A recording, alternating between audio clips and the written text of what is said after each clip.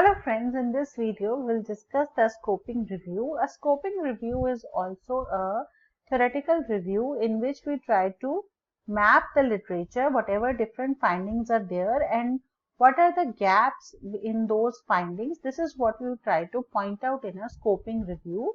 Basically, the scope of the study is decided and it is a broad search and it does not have a strict question answer like a systematic review has a particular research question in mind.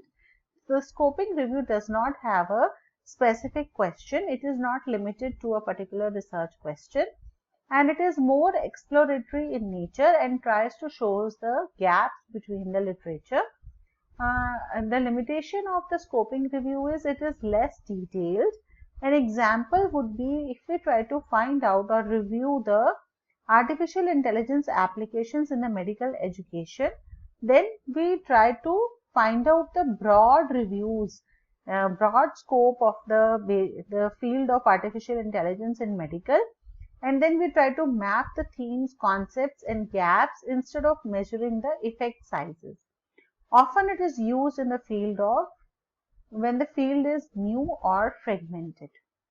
That means in case there are separate study areas and we want to find out how we can link them, or if the field is new, we are trying to explore the area, then what is the scope of study that we can carry out? This is what we study in the scoping review.